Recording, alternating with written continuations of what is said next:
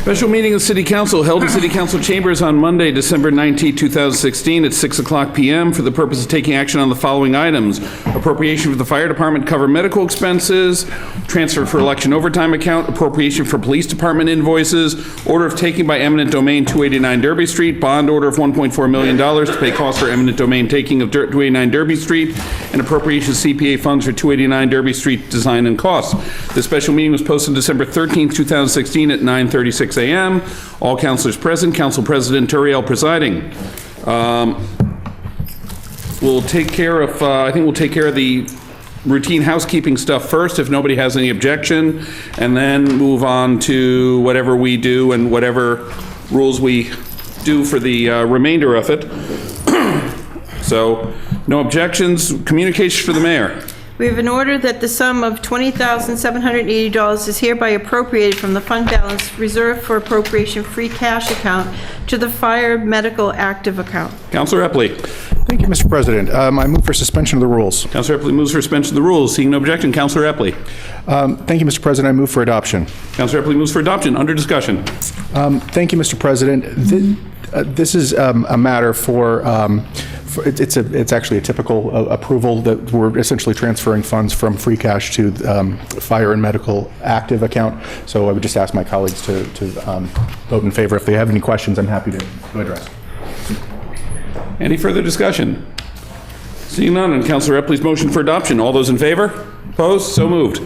Councilor Epley. I move for immediate reconsideration in the hopes that it does not prevail. Councilor Epley moves for immediate reconsideration in the hopes it does not prevail. All those in favor? All those opposed? Opposed. Matter does not carry.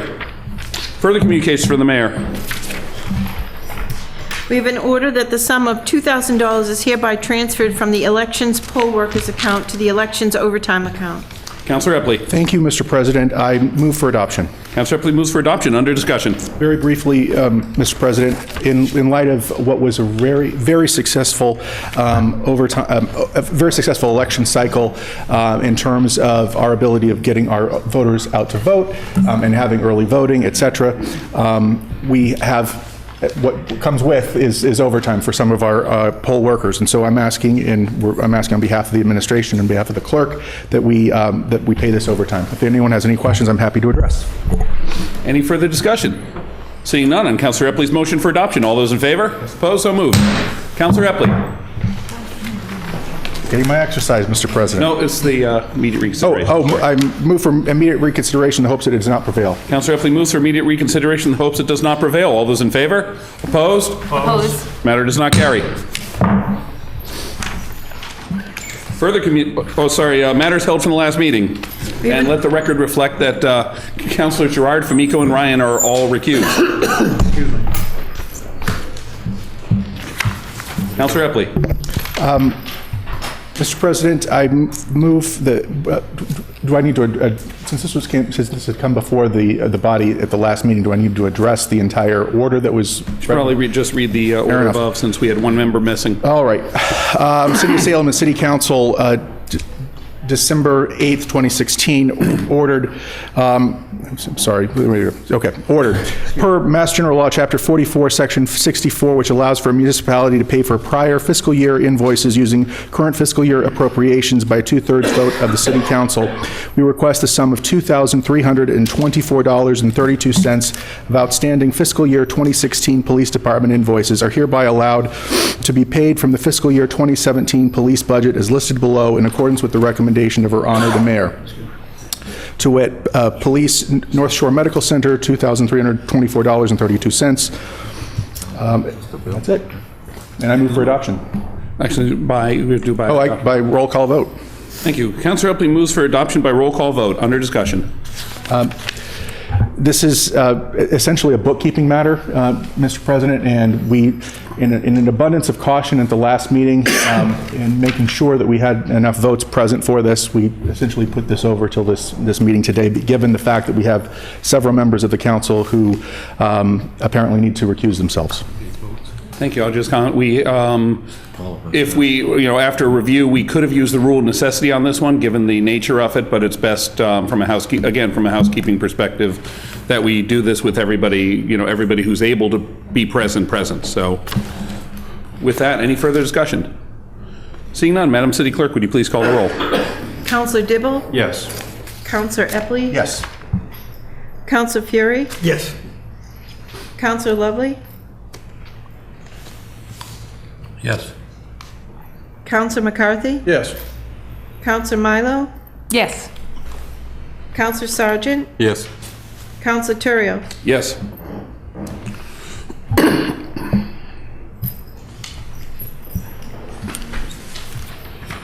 Thank you. On the question of appropriation in accordance with MGL 44, Section 64, pay prior year invoice for Police Department in the amount of $2,324.32 to the North Shore Medical Center.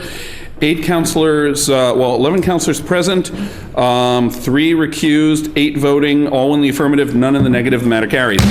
Counselor Epley. I move for immediate reconsideration in the hopes that it does not prevail. Counselor Epley moves for immediate reconsideration in hopes it does not prevail. All those in favor? Opposed? Opposed. Matter does not carry. Thank you. Nice to be needed for a vote. They couldn't have it on the first one. They needed my vote. They needed my vote. They need 8 votes. Further matters held from the last meeting. We have an order of taking of land by eminent domain for 289 Derby Street. Counselor Epley. Thank you, Mr. President. I move for adoption as amended by roll call vote. Counselor Epley moves for adoption as amended by roll call vote. Under discussion, and at this point would be appropriate if you wish to ask for a suspension. I'm going to move for suspension of the rules, Mr. President. All right, and just to clarify. This would allow anyone from the public to address us for a limited period of time. I think we had suggested at the last meeting 15 minutes in light of what we normally have at the beginning of most of our, all of our city council meetings. So I would move for suspension of the rules for 15 minutes. Any objection? Seeing none, we'll open up we can open up a comment period much as we normally do with our meetings, but because this was done by a suspension of the rules rather than by regular rules, since this is a special meeting, we did not have the sign-up form available downstairs acknowledged. So what I would like to do at this point is ask people who would like to speak on this issue. I will start from the left side of the room and work my way around. I would just ask everybody to keep their comments as brief as possible. We've all gotten a lot of feedback by internet, email, phone calls, and all the like, and I think we've heard from most people. So please, I'd invite people to come and comment if they'd like. So we'll start with this side of the room. Either of you guys, or work our way around. Hold on. All right, the first one, Fuzzy, come on. Yep, you're. Well, okay, she can go first. Well, you have somebody else in mind? Well, he was to your left. He was to that side, so that's why he's going to go after you. It's fine.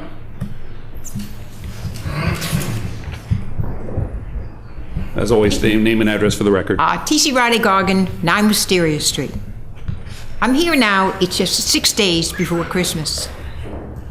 And 6 days before Christmas, in my humble opinion, is not the correct time to have a meeting on something as important as this.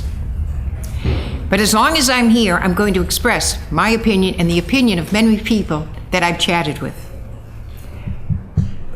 The thing that comes to mind is just about a week ago, the last council meeting, we had a taxation and we had money taken to help defray the cost to us taxpayers. Even though our taxes went up $197 per average, they said per average house, but that is not the full blunt of the entire thing. It's much, much more than that on people with larger houses that are not just average. I don't even know what an average house is any longer. But we have money taken from the stabilization fund. And as I think about stable, I think about, once again, Christmas. And I think about what this should really mean to us. During Christmas time, it's a time of giving and a time of sharing. But also right now, I look and say, what you're going to be voting on here this evening, I would hope, I really hope, each and every one of you, that you realize that you're here because of the will of the people. And the people right now need something to comfort them, to make them feel secure because of what's going on in the world.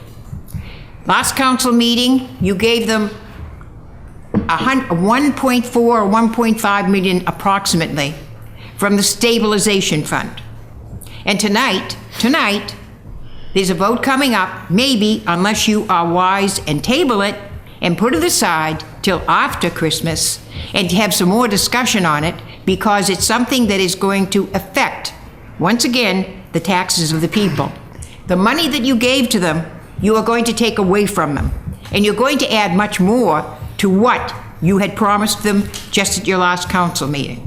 It's going to be, over the years, it's probably going to be $500,000 or $600,000 in interest on the money that you will be bonding for. I asked you at one meeting, would you please send to the next tax bill how much money we actually own? I still haven't received it. I'm still waiting for it. Could I look it up? Yes. But I think this is one small thing, that if you take a look at the amount of money that we are bonding for, maybe you'll think twice. Tonight, I am really asking you to think about the needs of the citizens of this city and put your best foot forward. Don't betray the citizens any longer. Always remember, right, that the seat you sit in right now is not really yours. It's a lease. It's a lease to you for 2 years. All of you except, I believe, with the exception of one person. This is the second term around for you. And I'm just saying, the citizens of Salem are now looking at what's going on in the world. And you're not representing them, all of you. Your opinion is not the one that's represented here. Special interest is not what is represented here. The will of the people is represented. Do your best tonight. I say table it and give it some more thought. Thank you. Thank you.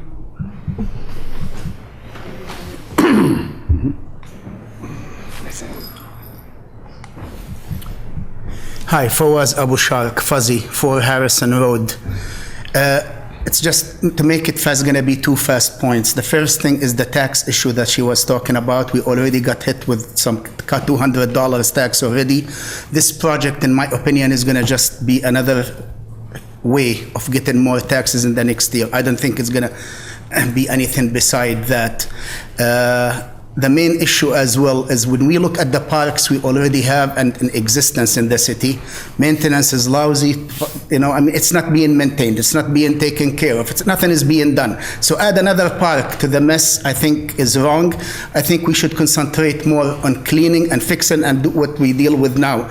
When we had to do our park in Pickman Park a couple of years ago, we collected the money, we built it, we did everything. The city didn't do anything. And it hardly does anything besides taking the trash every once in a while.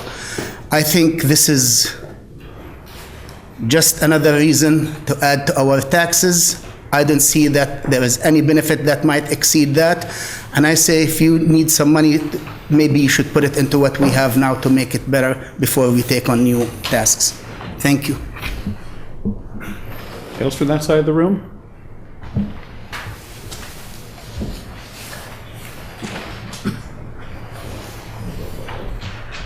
Jim Carney, 1.5 Cambridge Street, Salem. I'm opposed to this acquisition just because while we aren't doing enough now to maintain the parks that we have, and this sounds like another acquisition that I don't think we need to make. It's unfortunate that it happens to come up at this time because it's probably a good deal. It would be nice to have another park at this point in time, but we're not spending enough money on maintenance now of our current assets, and I'm opposed to it. Thank you. Anybody from this side of the room? Oh, there's something else over here. Yep, go ahead. Go first. Yeah, go ahead first. And on the first pass.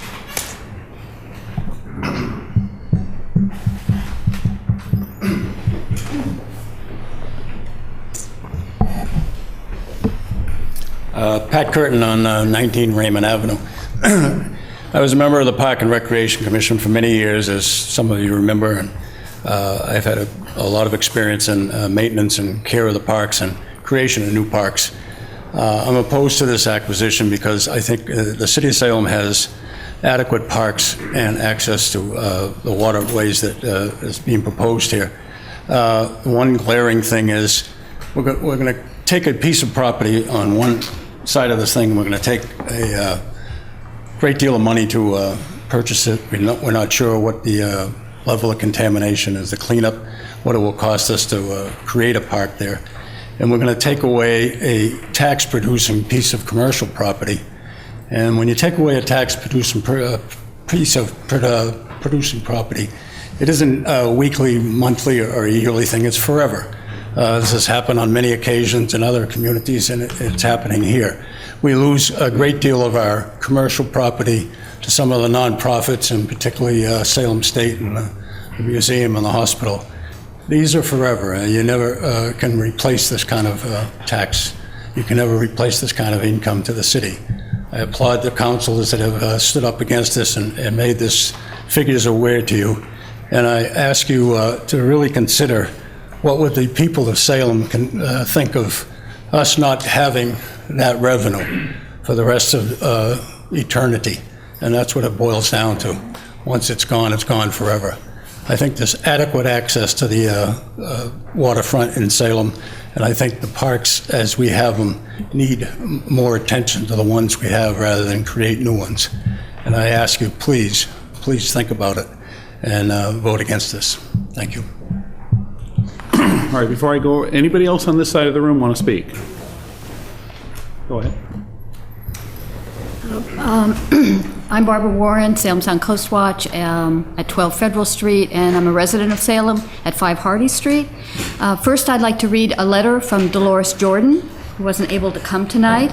She wrote, "I am a resident at 97 Derby Street and proud that our city of Salem is situated on the coast and has availability to get folks to the water.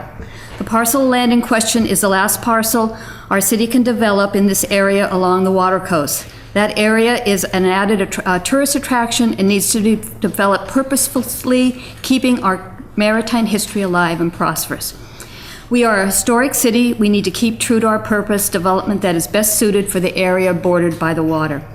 We are noted around the world as a maritime city with a world-class museum, from the beginnings of the Peabody Essex Museum in the 1799 era to the Custom House.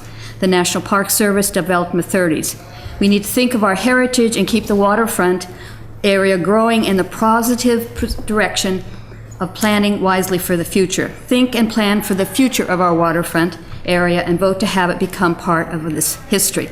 Years back in the 1970s, my sister Alice and I worked to get Derby Street on the National Registry of Historic Places in a historic district. Today, I want our maritime history to continue. Thank you, and I wish that you would consider the history of Salem and vote accordingly for the parcel on Upper Derby Street, utilizing this special plot of land to continue our maritime history. With thanks and regard, Dolores Jordan." And then I'd like to address Salem Sound Coast Watch's issues and some ideas here. As the Executive Director of Salem Sound Coast Watch and a resident of Salem, I urge you to vote to purchase 289 Derby Street. Salem is a seaport city. The Harbor Walk has been the vision to connect Salem to the sea for decades. 289 New Derby Street could welcome people by land and sea. It could be the gateway for residents and visitors to connect to our wonderful waterfront. Currently, when people come visit by water, there's no place for them to tie up a dinghy or a kayak or a canoe, to go shopping, to get a bite of eat, to go to the Walgreens. There is no place for that. We are a harbor city, and yet we have no place for that. So that's just one thing that I think is really important, that this waterfront access to the South River could activate. Partially finished, the South River Walk does not show us its true potential. An activated, vibrant park on the other side, on the Derby Street side, will lessen vagrancy and potential criminal activity on the Harbor Walk. It will bring economic benefits to the city and improve Salem's quality of life. I started coming to Salem to sail in the 80s to enjoy a day of sailing and went to the Chase House. Love the Chase House. We came to Salem for access to the ocean. When we moved here over 16 years ago, and with my new job with Salem Sound Coast Watch, I immediately set out to discover more than the ocean. I went looking for its rivers. What I found is that they're pretty hard to find, especially the South River. And I was not the only one who felt that way. A number of people who've lived in Salem all their lives had no idea where the South River was. For centuries, people had turned their backs on the rivers, rightly so, since years ago they were polluted with human sewage and industrial waste. But those days are behind us. Communities all over the country are revisioning their rivers. They are making them their front yards. When they do this, the rivers become destinations and vibrant centerpieces in their communities. That would be Salem's challenge if we purchase this land. It is time for Salem to complete the vision of the South River and its connection to the harbor. I've served on the Salem Harbor Planning Committee in 2008, the Winter Island Master Planning Committee, the Open Space and Recreation Master Plan Committees, and every one of these committees shared this vision of engaging residents and visitors with Salem's treasure, its waterfront. This acquisition meets the goals of the 2015 Open Space and Recreation Plan to, and I quote, protect open space, acquire more open space when possible, improve public access, security, and awareness. This parcel would do both of these in a very important spot downtown. The 2008 Salem Harbor Plan called for the creation of, and I quote, public access ways, view corridors to the water's edge that promote inviting and easily accessible pedestrian connections between waterfront and both the downtown and the near waterfront neighborhoods. In the South River Basin, this would include new connections across Derby Street to the waterfront. The opportunity to purchase 289 Derby Street is now. It is the only developed lot along the Harbor Walk. It could be the jewel that makes the Harbor Walk work. Once it becomes a drive-through bank or another high-rise, this opportunity is gone forever.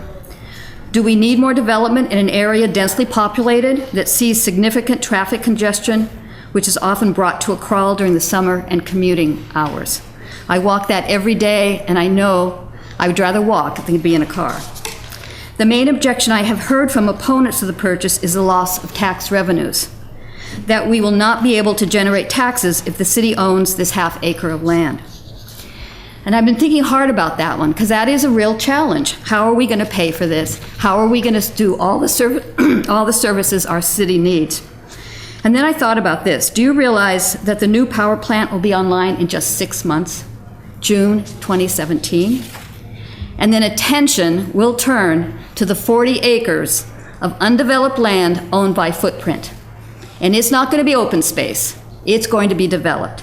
That is the size of downtown, 40 acres, all downtown, or the size of all Derby Street neighborhood. So Salem has a tremendous potential to generate more tax revenue. It does not need this half acre. 289 Derby Street is the crucial link to making the South River Harbor Walk work. It will make it something more than a sidewalk along a river. Right now, the rule is you got 10 feet of sidewalk, 10 feet of whatever the business wants to do, restaurants, serve liquor, whatever. But it's just 10 feet that you have. It's a sidewalk. Salem Sound Coast Watch would like to be part of helping activate the water and making the connection to people's lives, to our water, and to our harbor. We urge you to take up this vision. Please vote to purchase 289 Derby Street tonight with a yes vote. Thank you. Anybody else on this side of the room before I go over to the other side? Oh. This side of the room, anybody want to speak? Go ahead. Deborah Greel. I'm the public art planner. I'm also a resident of the city of Salem. So we talk about parks. When I think about that space, I think about creative placemaking. I think about it engaged 12 months a year. I think about a place, and I really like what you said about the idea of more tax dollars coming in to a place of 40 acres. And this one, so have you visited Lawn on D? Have you visited the Rose Kennedy Greenway? Have you visited places that make a place? So for instance, if a certain city councilor named Joan Lovely was not the deciding vote for the Liberty Street to be given up, what would have happened? Would we have had a world-class museum expand? So now we had more and more. I was the Main Street manager during that time. Can you imagine what has come because of that decision? We now have a museum that's now expanding again. It will be one of the top 20 art museums. So sometimes the idea of the quality of life is a little bit immeasurable, but I think we can point that was a catalyst. This is a catalyst. This is a time that, you know, we all know, we love Salem, but January through April, crickets. And some of you in the room are involved with the development of these hotel rooms. What's going to fill those in some of these months? If we had a truck festival, if we had an ice skating festival, anybody seen what they're doing at Government Center right now to engage that space? We need these places. We need these places to keep our millennials here when they graduate from Salem State University. Where do they want to live? They may buy a little house or a condo. They might not have a backyard. That's their backyard. That's going to be their place to play. It's not just a park. It's a place that creates imagination. It's a place that we can all be proud of as a world-class city. We can play, we can enjoy, we can have access to the water, and I would love to work with you on that. We can put public art. We can actually get, you know, we just had a New England Open Market. You know, they just came and they brought thousands of people in for this weekend. And you know what they did? They ended up spilling out to all our other small businesses. So think about this lot as spilling out into Notch, into the little shops downtown that are waiting for somebody. We can do this. We can engage that space. So we are so proud of living in a place that said, oh, Boston, Lawn on D, they got one of those too. As far as taking care of it, I manage Artist Row and Old Town Hall. And because of the direct hands-on activity, we're utilizing some of the funds that we earn from Old Town Hall to reinvest in that property, to reinvest. We have things going on there all the time. As a matter of fact, if we get out here early enough, go over to Old Town Hall tonight. We have a young man here who's producing classical music that he's inviting from Boston, and if you walk by and hear the voices coming out of there, but we need more of that, folks. We need it 12 months a year. 12 months a year to continue. So remember that Liberty Street that was given up and the difference that that made to this city.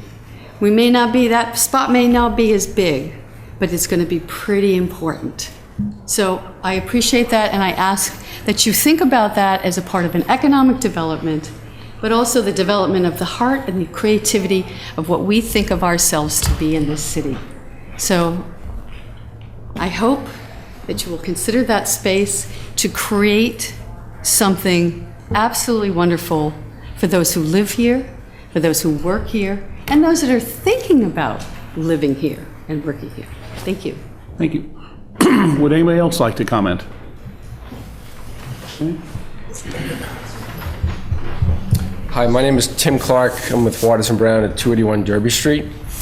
My sister refers to me as Captain Dry Toast, and what she means by that is I have the inability to speak passionately, unlike Barbara Warren and Deborah Greel, but I'll try to make 3 points. I'm in favor of this purchase.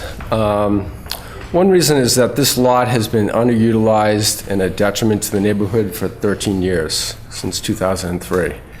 I think the proposal in front of us is really going to turn the neighborhood and this property around. The second is that I think the Harbor Walk really does not work the way it is, and it really needs to be part of something bigger, as other people have mentioned. And I think the park is just what we need to get more people down there and more activity, so more people can use it and enjoy it.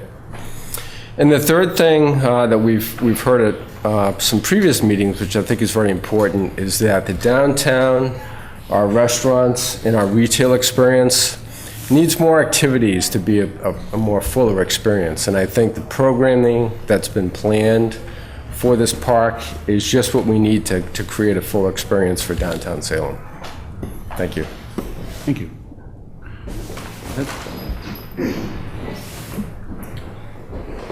Hi, Hi, I'm Letitia Torme, 29 School Street, Salem resident, and also a landscape architect at Sasaki Associates who designed Lawn on D. So I know very well exactly what the potential that space has at 289 Derby Street. And looking at Lawn on D, which was just a paved lot, there was nothing there, and seeing the transformation that very little budget took to make, which draws hundreds of people every weekend throughout the year. If Salem could have a feature like the swings at Lawn on D or the food truck festivals, there's plenty of programming now in Salem that could find a home in this lot. So I encourage your support and vote for the acquisition tonight. Thank you. Thank you. Is there anybody else in the room who'd like to comment on this before we go ahead with our discussion and close this? Seeing none. Councilor Epley. You would... Thank you, Mr. President. Mr. President, I had brought a motion to adopt as amended by roll call vote, and I would just note that I have not yet gotten a second for that. Second. Now you have it. And Mr. President, I will defer comments at this point and just open it up to the body for any further comments. I would just ask first if the body would like to make comments. That's fine. I would also suggest that the mayor may wish to, if there's no objections, the mayor may. I know she has to be at school committee shortly, so I'd invite her up to be questioned if there are any on this. Any councilors have questions? I move to suspend the rules. Councilor Epley moves to suspend the rules to allow the mayor to join in the discussion. Any objections?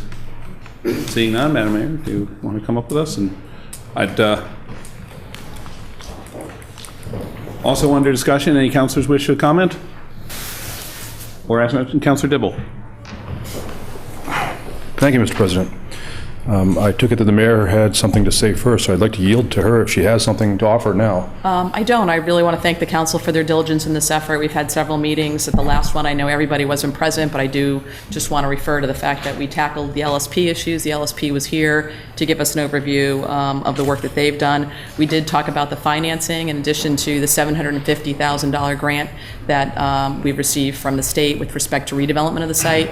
We've also identified an opportunity to have a public-private partnership with the abutting owners that could also buy down the cost of that acquisition. We really want to have a vibrant public participatory process around the design. And for that reason, we haven't identified exactly where space might, where lines might be drawn in terms of dividing up this space, but we know the abutting property owners are interested in opening up that space to activity that could be beneficial for us in terms of creating an active use on that site, and also improvements and enhancements in the property next door that we think would contribute to the taxes. We also shared with the council research and information that certainly from other places we've seen an increase in property values associated with anyone who has property either living or commercially next to an active, vibrant space like this. And I think it's important to note that while certainly this site is a developable parcel, that not every site in the city we feel needs to have development on it, and this being the last remaining open space to the South River Walkway. And a lot of the reasons that were already mentioned previously, we really think this is worth this investment. It's a big number, but we value the opportunity to create that vibrant space that has long been part of our desire in our community, going back to the early 70s when we had the Bowditch Plan, even prior to that, in terms of prior city leaders looking at ways to enhance that waterfront and see that as an opportunity for us to improve our economic vitality as well. So if there's any specific questions, I'm happy to answer them. I do need to be at the school committee at 7, so I apologize if you see me running out of here. Believe me, it is not because I don't want to participate fully. Yeah, Councilor Lovely. Yeah, through you, Mr. President. Mayor, could you tell the council and those folks who are here how you can represent that you received a $750,000 grant when 2018 budget has not been set, and up on Beacon Hill, they're very, very concerned about tax revenue. And how can you represent, again, to this council that you've got a grant when money has not been budgeted for that particular area. So I did share with the council the correspondence we received from the Secretary of the Environmental Affairs for a Gateway Cities funding, park funding. I believe some of that funding is actually federal funds and usage fees. I'm not sure where all the sources are, but they have, as you saw in the correspondence, set aside $750,000 to $1 million, up to $1 million for redevelopment on this space. That's what I'm relying upon when I say that, Councilor. Again, through you, but it's true that if there's no money in that line item, when the 2018 budget comes out, we will not be getting a grant. Is that correct? My understanding is that this is a program that they expect to have funding for and may, in fact, not rely necessarily on the traditional resources that come into the state budget. So, yes, anything is certainly beholding to state budgets, as you know. We've been fortunate that we've been very aggressive, as you know, in going after park grant funding. We just got a grant for Magaloo Park. We talked about that at the last meeting. And we're really hopeful that this will come forward. We have no reason to believe that it wouldn't. I don't think the Secretary would put something like that in writing if they didn't feel very confident that they'd be able to deliver on it. Okay. Even in light of the 9C cuts and the further cuts that are expected this fiscal year. Well, as you know, sometimes funding sources come from different places, and so sometimes there's dollars available that wouldn't be subject to the sort of 9C cuts that you saw with some of the traditional operating budgets. For instance, I don't think there were any 9C cuts to the Gateway City Parks program that exists right now. Are you in any way, in any shape or form, concerned about the state budget and the inability to provide funds like this? Yeah, I'm always concerned about the state budget and the challenges it presents to us. I guess I would say worst case scenario, we have a piece of land that we'd have to work collaboratively on trying to redevelop, but I feel very comfortable with the commitment that we've been given to by the Secretary. I don't think they did that lightly. I think they anticipate being able to fund it. And finally, those funds could be used to extend the Riverwalk along Mr. Clark's property as well, not necessarily for this particular park. Is that correct? They talked with us about improvements for this site, so I don't think that they'd be looking to use that money to fund private property investments. Those are areas that Chapter 91 requirements exist, and typically the private property owner, a la Flatbread and lots of other private property investments have made to improve those walkways. So it's your position the state has given you a grant for 2018 for property that you do not own? So, Counselor, I feel a little bit like I'm in a deposition when you phrase a question that way. I'm just sharing with you, I provided a copy of the correspondence that the Secretary provided to us. We did have an opportunity to walk their staff around their project. I think they're excited about it. They see the opportunity, and that's the information that they gave back to us, correspondence from the Secretary. I feel like we have a really good relationship with the administration, that we are aggressive in getting grants. I think they have full faith in our ability to do good things with the dollars that they provide to us, and that's why we received almost $3.5 million over the last 8 years in park grants. And so I take them at their word that they want to fund this from $750,000 to $1 million. Wanting to fund and being able to fund are two different things. Thank you. Councilor Flamenco. Thank you, Mr. President. For you. Quick question, actually, not with this parcel, but tied in. Could you tell us what's currently underway or in the works for across the way with Peabody Street Park? I know we've had a lot of prior conversations about the state that that performance area was in. I had heard that some... There's definitely repairs we've done some electrical repairs already this season, so to speak. There's a repair that's necessary for the roof on the overhang. It's missing. One of the panels is backed off. We're trying to better understand how we can be a better partner in maintaining sites like that. In particular, a public-private partnership that we might be able to work on both with programming and maintenance. We know the area in its current state has some challenges with some of the vagrancy that we're seeing, and we hope that by having an active and vibrant space where people are actually engaged, that some of that security issues and safety issues actually can be helped there as well. Thank you. Yep. Councilor Ryan. Thank you, Mr. President. I just have a question. As far as like a true park is an act of the legislator, is there any restriction that's going to be put on this land to make that like a park, or is it? Yeah, since we're using the city bond funding, we don't anticipate, it won't be Article 97 land, is what we typically, refer to as designated parkland. I will say to you that even with Article 97, as we just saw with the North Shore Medical Center swap, there's an extra hurdle that you have to go through if you wanted to sell it or convey a piece or easements, but we don't anticipate that. The CPA funding that we have coming in is just for the design that's being recommended, so that doesn't put any additional restrictions in place either. But on the other process, when the CPA, when it was going to go that way, there would have been a restriction. Exactly. That's exactly right. But now, if you do it straight this way, city bonding. no, Correct. Yep. Just want to verify that. Yep. Thank you. Any other questions for the mayor while we have her with us? None. If If we want to continue, Councillor Epley? I'm remiss in not having our city solicitor, if anyone has any questions concerning the amended version. I know this was circulated among councilors earlier, but let me go ahead and...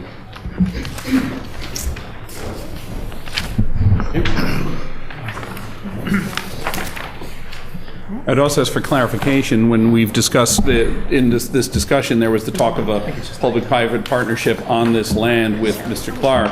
Should there be any financial conveyance there, that's something, such a conveyance of property would come back through council. We are going to, if we're going to agree to cede any of this land for any sum of money to Mr. Clark. So that's something that will come back through city council at that point, should that be the case.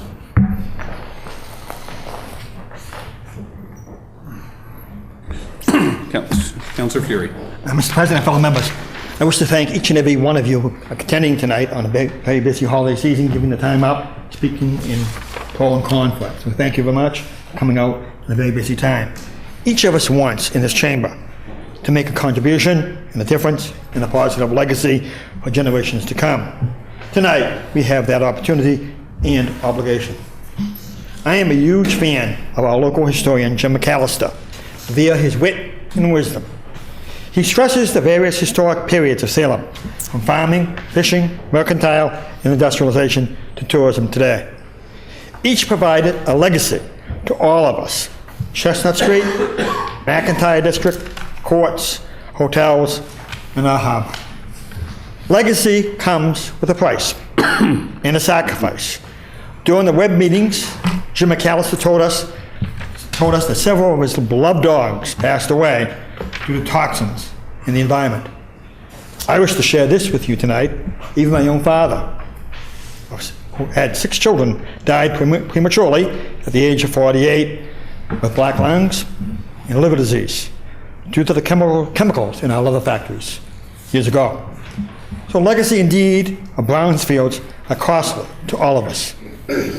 Some say we cannot afford $1.4 million for open space. I say we cannot afford not doing this. Let's create our own history and leave a legacy for green space along our riverfront for years to come, unlike our many toxic hazardous places. I work at the Peabody Essex Museum, and I thank comments about the Peabody Essex Museum. I wouldn't be working at the Peabody Essex Museum if that addition wasn't being made. The Peabody Essex Museum now has a great exhibit called Shoes, Pain and Passion, good name, to show our history tied to shoes. Lynn City Common is in the shape of a shoe, and is often called the Shoe City, Lynn.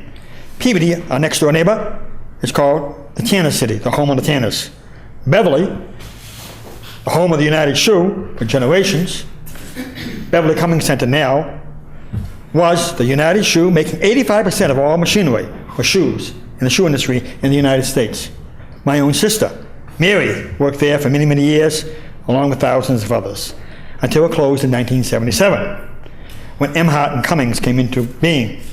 So legacy comes with sacrifice and cost in Brownsfields throughout the city, delaying major projects like our council on aging for years, Salem Suede, Oil and Grease, Flintan, the District Court. But we need to provide a greener legacy to our future generations. Look at what's going on in the city. The Beautification Committee works hard year-round to make our city green, to make it look beautiful, making Salem shine with greenery. The Community Preservation Act Committee, some of them are here tonight, voted unanimously for funding this project, for they value green preservation along with the Riverwalk. Many neighbors and businesses tonight and then in the area support the park, adding value to their properties and customers. Community gardens we all take pride in throughout the city of Salem are growing fresh vegetables throughout the city of Salem, showing green is a positive food and nutrition for the sale even to the farmer's market. For some of you who live in condominiums provide lavish green environments. The owners know that each enhances their property and their home values and a place to be proud of. Yet, they are willing to pay for the sacrifice through their fees. They are willing to sacrifice for the greener environment, as we should tonight. Do we want a concrete jungle in Salem? Our new MBTA, long overdue, long needed garage, its grounds are concrete and hot top. The new courthouse, probate courthouse, where I adopted some of my sons, is very limited in green space. Is that what we really want along our river walk? Most tourists and residents do not even know that we have a river walk in the area. This will showcase it by doing it tonight. The Salem Garden Club makes Salem proud, showcasing many of its green gardens throughout Salem. Salem is a green city in many ways. Footprint, I just mentioned a little while ago. Footprint values green space all around the facility to provide access for more than Dominion did in its years.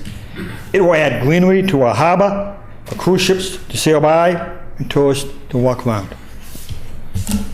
We take for granted in the city of Salem, Dalton Parkway, Hawthorne Boulevard, Lafayette Place, to set a green message for driving. Lapham Park, a battle over Lapham Park just a few years ago, is in the epicenter of activity with Samantha the Witch, benches, and greenery. Now it is a green space and showpiece with a great Christmas tree, a menorah, and a place of peace in this holiday season, in the midst of this busy holiday season. It is a green oasis in a suburban downtown. This new park that I hope will be done tonight will be a green oasis along our own river walk. Patton Park, we just talked about at the last meeting in our ward. Patton Park will be enhanced by a bench in tribute to the Krajewski family, who are our green angels, who keep it up with pride, joy, and hard work by making it very special greenery in a very congested neighborhood that I live in. Very congested. Salem State College, St. John's Prep, Montserrat College, Bishop Fenimore, Gordon College, Endicott College provide walkways and greener campuses to provide a quality of life and environment in the classroom, in the dormitory, and throughout its campuses. Many of our own schools, like Salem High School, the Ballard School, on a green campus. Salem Hospital, with this new addition, will provide a friendly and healthy green space for employees, patients, and visitors. The Peabody Essex Museum, I have to take this off during meetings, but I work at the Peabody Essex Museum with pride. With pride. The Peabody Essex Museum is an oasis of culture and history, values, green space, even as it begins a major building project. Keeping its treasure of the Japanese garden on Charter Street. Armory Park, which is right in front of the museum, the National Guard Armory, is owned by the museum, is a gathering place all year round as a green space. Axelrod Gardens, where I grew up, Empires, Liberty Street. As we mentioned, we gave Liberty Street away. Guess what it is now? It's a showpiece to all of us, all year round. A showpiece of a green space, like this park can be. In its drawings, recently, the Peabody Essex Museum, on the front page of the Salem News and the Boston Globe, said it would enhance the fountain on the mall with greenery and the redesign of an aging fountain of Salem Harbor. The Peabody Essex Museum has many, many other areas to offer the city of Salem as a jewel. Ropes Mansion, Cotting House, Gardner Pingree House, the Ward House, the Crown and Shield Bentley House, the Andrew Safford House, the Pierce Nichols House, all with beautiful front and backyards showcasing our history. Our own planning board, some members are here today. Our city planner was here. The planning board works very hard to include green space to make better projects and developments citywide, raising the property values and enhancing the neighborhoods in our own city. Sandy Powers is here today, I noticed. She just left. Is she? She just left. Oh, she just out. They were a compliment. Sandy Powers and numerous green angels keep our city green and proud, even though I got an email from her opposing it. Her husband, Walter Powers, chairman of the planning board, was a pioneer in green spots. Green. Salem Woods. Salem Woods. Councilor O'Keefe and I went into battle in this chambers years ago to get an 18-hole golf course 18-hole golf course. Take part of Salem Woods.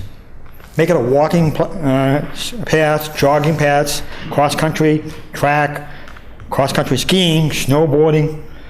Boy, the Councilor O'Keefe and I were defeated soundly and decisively. We were trounced. I still have the cleat marks all over from the people in that chamber. Sincerely, I lost. Salem won. Salem values green space and its limited 8 square miles by limiting our golf course only to 9 holes. Not taking it. Salem Woods. Recently, even the Witch Memorial. The Witch Memorial on Proctor and Pope Street prioritizes green space and an elegant, graceful, and simple memorial in the middle of a very active neighborhood. Walking tours and trolley tours travel throughout the city of Salem, showcasing our gardens, our parks, and our backyards. So in conclusion, the bond will help make a green oasis for generations to come. We cannot afford not to pass up on this bond in order to create our own history and legacy for future generations to come. I am a proud supporter of this. Thank you. Thank you. Councilor Dibble. Thank you, Mr. President. I'd like to echo some of the comments of the good at-large council just now. But I'd like to say that twice tonight we've heard that the 10-foot wide harbor walk by itself is just not enough to function. It needs to be tied to something bigger. And this is the last opportunity to tie it to something bigger. This property will allow the walkway and access to the South River Canal to happen. I shared with, some of which I'm about to say, I shared with the councilors by email or with discussions during committee meetings, but I just want to reiterate, in 1986, I read a study that the city of Salem had commissioned called the Nathaniel Bowditch Park. That was written in 1979. I happened to dig upon it through going through some archives looking for something else. I said, wow, look at this. And on the next 2 weekends, I took it home and studied the whole thing. It was huge. And I also looked at the site plans, the details, the plans, and other things that were associated with that. And I contacted the city planner and said, hey, Tom, can you find this and dig it out? And he did. A couple days later, I got it emailed to me, 40, 50, 60 pages, whatever it was. And I emailed and shared it with all the rest of the councilors. That plan talked about an urban park next to the South River Canal, designed in 1979, and would have assisted with economic development on the entire region. If you remember what Derby Street and New Derby Street looked like in 1979, it doesn't look like what it looks like today. It's quite different. That plan and that park was never built. Yes, it was not on the same property. It was 2 properties down. It occupied what is now the Beverly Cooperative Bank building, and it was Sumner's Paint, and before that was a car dealership. And remember the giant concrete ramp on the backside. And I had walked the property 3 or 4 times back in 1986, just looking at this, looking at Derby Street and looking at the South River Canal. I met with Barry Kossover, the owner of the property that's under discussion tonight, Dave and Jack's. And he found out I worked for the planning department. We started talking. He said, come on out back. And he showed me the South River Canal. And he talked about his vision up there as well. And there was no big vision of it to do anything grand at the time, because that plan from Nathaniel Bowditch, the study, was kind of dead in the water. The funding for it had dried up. The funding to get it built had dried up. It was part of, I think it was part of the Heritage State Park system in Massachusetts that had gone by already, I think. But through this discussion here, we learned a lot. The good Ward 2 councilor pointed out the CPA funds would prohibit anything from ever happening on this property in the future, should we want to do something, a future council, 50 years from now, 100 years from now, whatever it be. But if we use CPA monies, we couldn't do anything with it.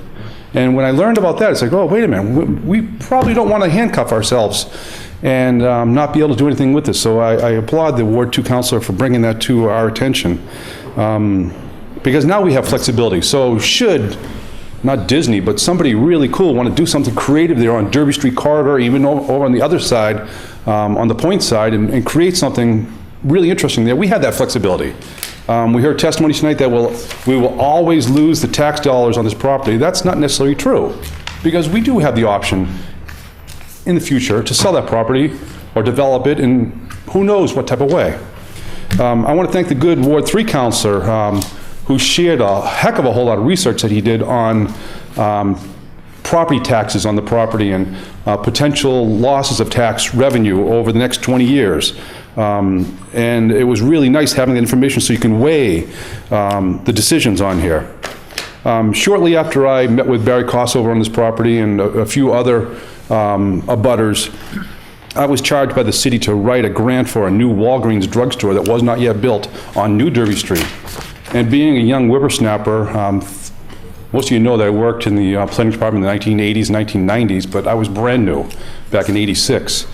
And I was asked to write about a $30,000 grant for new sidewalks and some other things right around just the Walgreens building. And over the next couple of weekends, I wrote a giant grant application that talked about stimulating economic development on the entire New Derby and Derby Street corridor.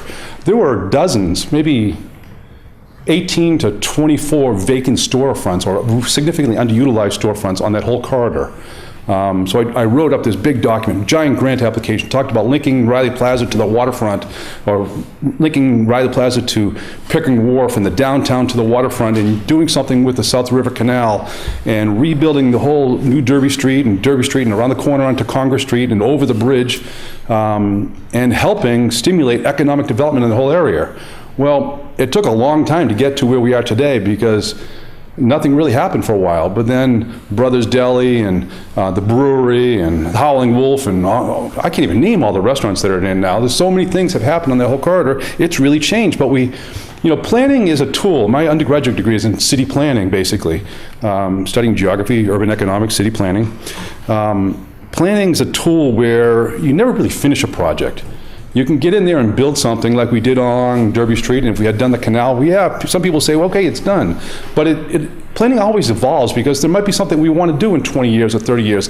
But if you plan for something really good and you build it and you design, you really think about what it should be, it's something that will stay in that present constructed site for a long time in that condition because you did the research and you did something well. So I'm looking forward to working with the mayor if we vote on this tonight and design something and build something there that is planned correctly, that's going to really stimulate even more economic development on the whole corridor beyond what the sidewalk and the first of those historic lights that we put in the whole city are on New Derby and Derby Street, then Riley Plaza, and then the downtown and pedestrian mall. Those lights followed all around. I look forward to seeing people going down and renting kayaks off of this property and landside activities happening up on the land itself. Back 20 or 25 years ago, I took anybody interested in the staff of the planning department on a canoe ride. We got a bunch of canoes, the city planner, Lynn Ferrara, a bunch of the architect that we used to, landscape architect we used to employ, Julie Remus Schneider, Jim Armstrong, a few other planning department people, took a tour of all of the rivers in Salem. We did the Forest River, the Forgotten River, we called it, all the way up to the Volunteers Bridge. It took a couple hours. We did the South River Canal, Rosie's Ponds, the Mill Pond, and on the South River, we did the North River up into Peabody. And I'm going to challenge this council. I'm going to bring 8 canoes and ask you all to join me this summer, and we're going to do it again. I didn't invite the councils last time, but I'm going to do it again. I think it's important for us to see Salem from our waterfront.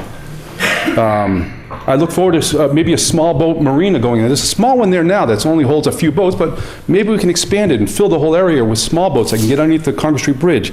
And again, get people, Salem residents down there in a reduced rate in kayaks and let them paddle out like I've done many times. Mostly, Mr. President, I'm looking forward to getting this property designed and built properly, but seeing a huge amount of economic development so that the abutting and neighboring properties in this whole area, that their property values will increase and will generate more assessed tax value for the whole city of Salem through creating something really special there.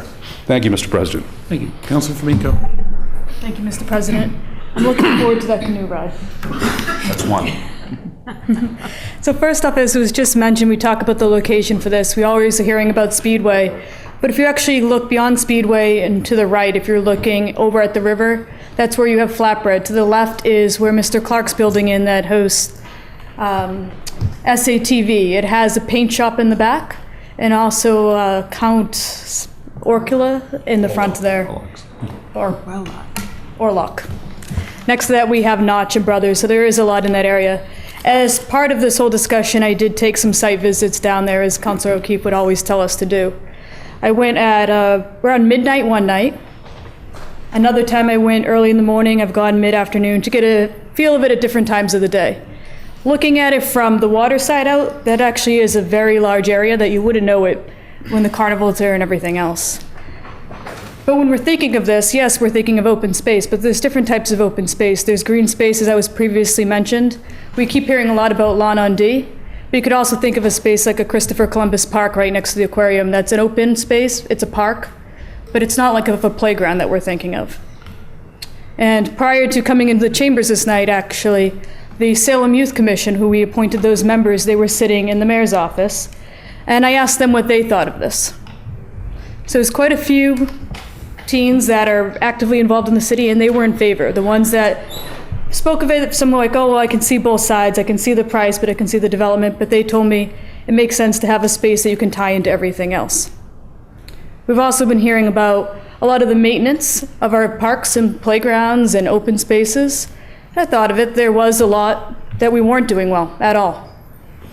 But then for the last 3 years, from my experience alone, if you look at some parks and open spaces, most recently last week we had Maglue Park, and I'd say this is a combination of city funds, CPA, and grants.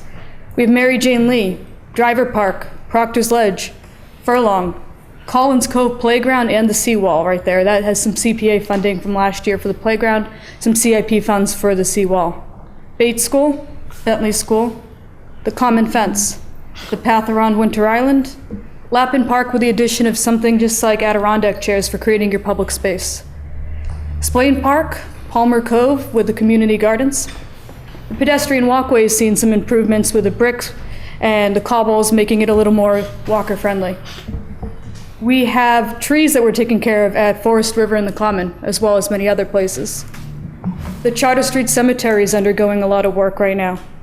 And next up, we're in the middle of planning the Lafayette Street Park. And that's only some of the public places for that. For buildings, once again in the last 3 years, Old Town Hall, we gave it new windows.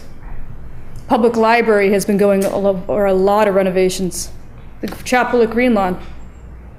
This building we're in now, a couple years ago, windows were redone, the roof, the whole building got a new heating system.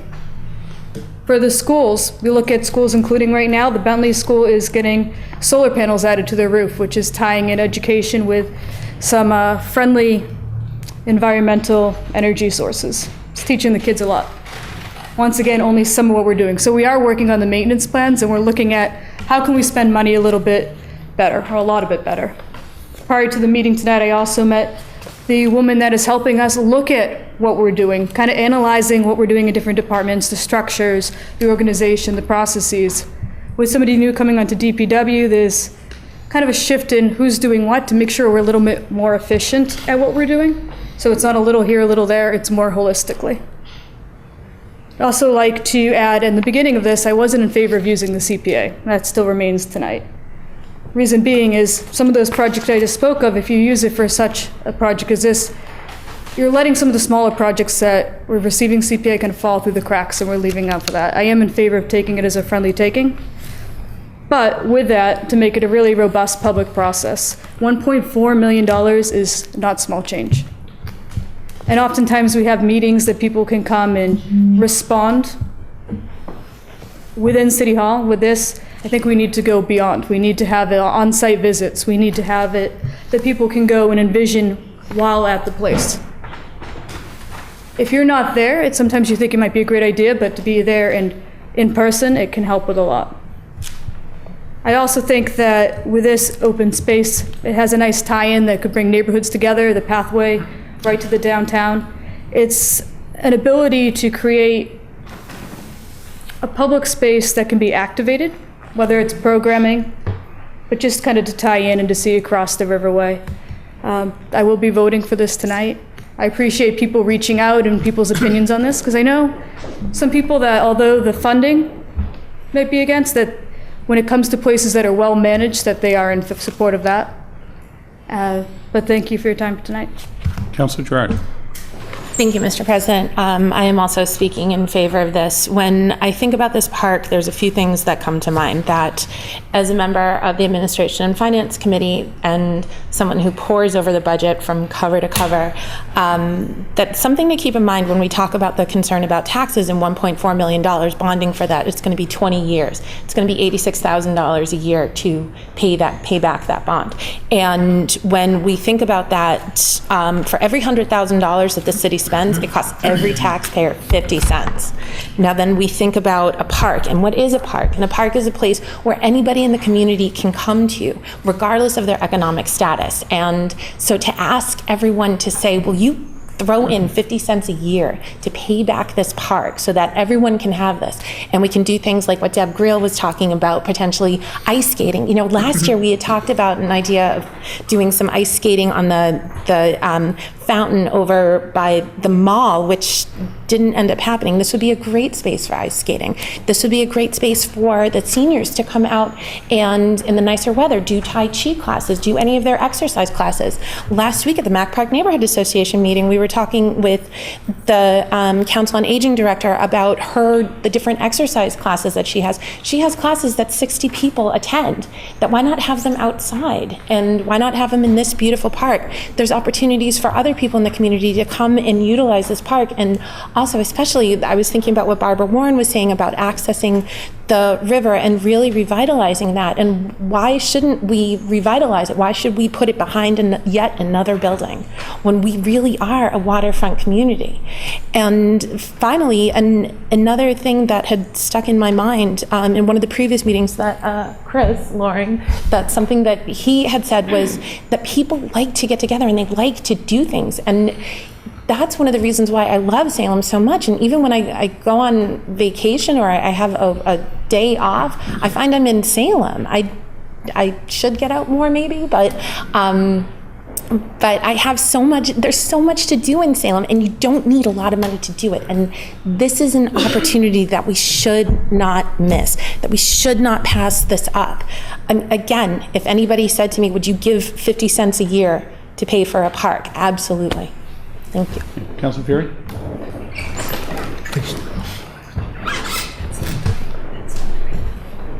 Councilor Torriello. Thank you, Mr. President. I also am in support of going forward with this. And I look at this as an opportunity for the city to just do something. I've talked about this. We have had, in my 5 years on this city council, we've had near constant development. We have just in my ward alone, between what has gone on at Salem State for construction, which is not, most of which is not in my ward, but right adjacent to it. They've built a new dorm, they've built a garage, they've demolished a library and are planning, and built a new one. They're planning to build a science center once the funding is arranged, and they're working on a whole plan to move the Horace Mann camp from the central campus down to South Campus. The former temple that's right near me on Lafayette Street the congregation left because they had dwindled down to the point where they were no longer viable. That, rather than being redeveloped into relatively high-density homes, wound up being purchased leased by the university, and they've moved their school of social work there. That's an increase. We have now the project at the corner of Lafayette and West that is going in right now. That was scaled back, fortunately, in the planning and the ZBA process, but that's more construction. We have Canal Street construction going on. We built a new CVS plaza down at the end of Canal Street. We have just starting now right on Derby, or right on Washington Street at right at Mill Hill. We have a new hotel and commercial complex going in. There's construction going on absolutely everywhere. There's new things being built. There's new projects. There's new tax dollars being generated by construction. We're doing that everywhere. We just had, and eventually, I assume when this is completed, we have a new construction going in next to FW Webb, which we certainly remember for the entire year. And that's going on their property next to it. That's also an increased use. There's stuff going on absolutely everywhere, and we're maximizing tax revenue almost everywhere we can. There's more property that's going to be opening up as part of footprint, and not every single acre of that will be developed, but a substantial amount of it probably will be.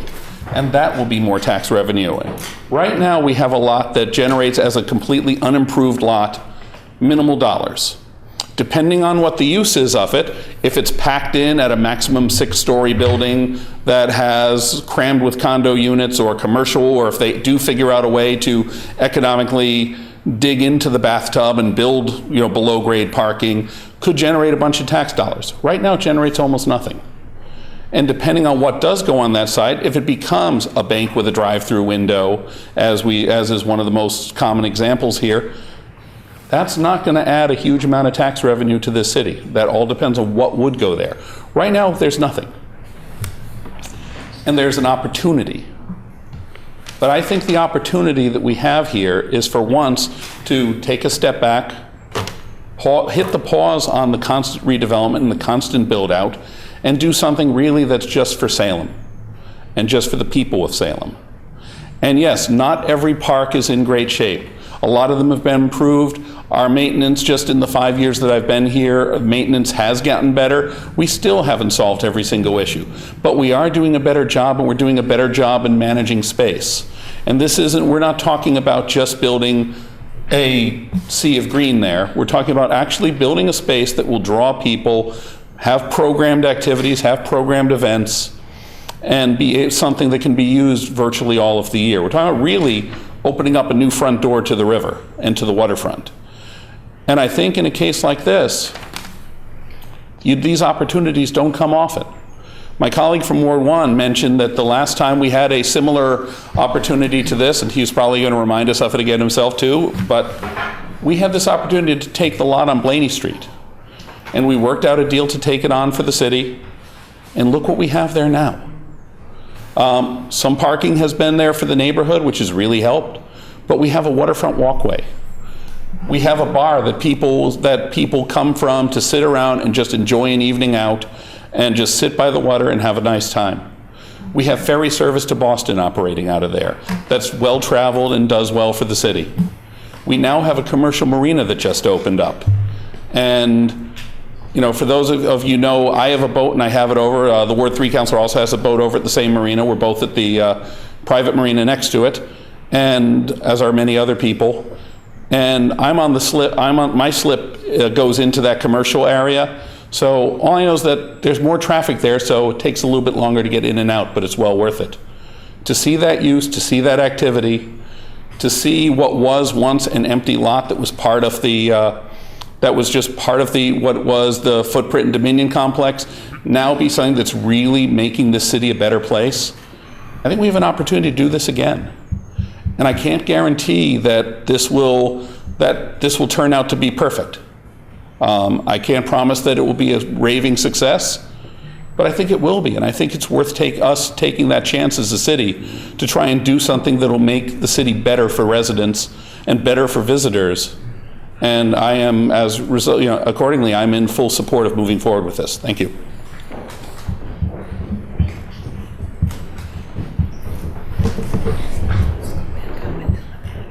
Any other councilors wish to comment? Seeing none, we want to move. Councilor Milo? Well, I'll yield. I'll defer to. I'll yield. Okay. So I just want to address a couple things that folks have been talking about in terms of, I'll start off with the parks and the maintenance of the parks. I'm looking back at the Parks Master Planning and Needs Assessment Report that was put together by Gale Associates. And a piece of the summary talks about a community input, or community input sessions that they had. And one of the things that community members expressed is that there was a need for Salem to have additional open space and passive recreational uses, especially walking, biking, running, hiking, and fitness. I think that's very different than what we're talking about in this space that is being proposed here. The other thing I wanted to bring up is that in the open space and recreation plan update of 2015, in the plan update summary, there's a notation by Gale Associates that says, as noted in past reports, the city continues to face management, staffing, and financial challenges to address the diverse needs for conservation land, parks, playgrounds, and outdoor sports. We do have challenges here. But let's get back to this project, and let's talk about some of the things that we know about the project. We know it will cost $2 million to purchase and design the area. We know we'll lose future tax revenue from this property if we take it off the tax rolls. And we know that whatever we build there is going to require maintenance, and it's going to take resources away from the current parks and fields that we have. We need to employ some common sense here, and we need to encourage sensible economic development on Derby Street. It's not our job to block economic development. We only need to look a few hundred yards down the street at Pickering Wharf. What a perfect example of private development offering access to the waterfront access to the public. I also want us to think about this purchase in the context of a 20-year lease that we just entered into on 90 Washington Street. So for something that we needed a roof over our heads. We're spending upwards of $10 million because we say we need to encourage economic development, and we can't take a piece of private property off the tax rolls. We need that tax income. Yet here we are. We're looking at a proposal to spend taxpayer money that will result in taking a piece of property off the tax rolls, and we'll be giving up all that future income. We just voted. There are a couple of folks that provided comments earlier on this. We just voted to increase taxes an average of $197. Everything we do in this chamber affects the bottom line and affects the levy. Whatever we do tonight is going to affect that vote that we're going to have to take next December. We have so little opportunity to make choices in our spending. Most of our budget is non-discretionary. We don't have a choice when it comes to retirement funds and negotiated contracts. We need to pay our employees, obviously. But when it comes to the point where we have a choice of what we want to do versus what we have to do, we have to be really, really careful about how we spend our money, because it affects the bottom line. It affects the taxpayers, all the taxpayers of Salem, not just the downtown. From what I hear, there are a lot of taxpayers across the city that if we were going to spend this kind of money, they would rather see it in their neighborhood, whether it be paving a street, fixing a sidewalk, fixing up a local park. As a matter of fact, part of the Park and Rec Needs Assessment talks about developing or refurbishing Gallows Hill to the tune of $3.3 million, or Palmer Cove to the tune of $1.8 million. McGlew Park, $878,000. We did it. What about Palmer Cove? What about Gallows Hill? So I just want you to think about what we're doing tonight and how it's going to affect the future in terms of the cost. Because no matter what happens in this city, we always have to talk about cost benefit. I think it's a great idea, but I just don't think the time is right. I don't believe that the city of Salem taxpayers can afford this at this point. So I would ask my colleagues tonight to make the decision that's the best financial decision, that makes the best financial sense for the future of Salem. Thank you. Thank you. Further discussion? Councilor Lovely. Thank you, Mr. President. I come from a different perspective than most of the councils here. I do want to say that I respect each and every one of you, the time you put in. You give thought to every action that you take. but I come from a different perspective. Sometime 39 years ago, I sat in this chamber, and as a young councilor, I was a ward councilor then as well, I go to try to get services done. Services were plentiful. You could get sidewalk fixed. The streets weren't in the shape that they're in. Let me stop right there to say, earlier maybe the mayor felt that I was a little bit rough on her deposition. I admire the work the mayor does. I don't always agree with her, but it's a tough job, not a job that I will ever aspire to or want to take on. I can't afford the pay cut for number one. But I want to say that I have no animosity toward the mayor, and she does what she thinks is correct and works very hard at it. Doesn't mean I have to agree with her. Doesn't mean I have to agree with my fellow councilors. And I have to tell you that sometimes when I come to these meetings and I see what's going on, I feel like it's time warp. I've come in from another planet.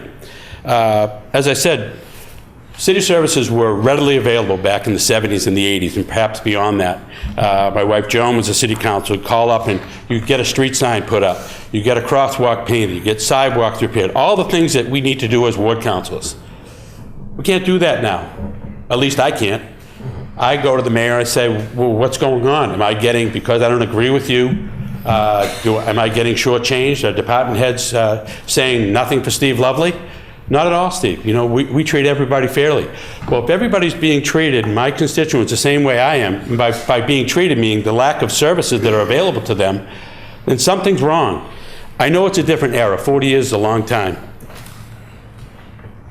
One of the things I want to talk about is we just had a national election. A lot of people are very upset. But don't look at the message that came from Mr. Trump, the things that he did to get people out to vote that are unfortunate in politics. But listen to the messenger. People are tired. They're fed up. They can't afford it. I work 2 jobs, this one being my second job. My wife, as you probably know, works 60 hours a week.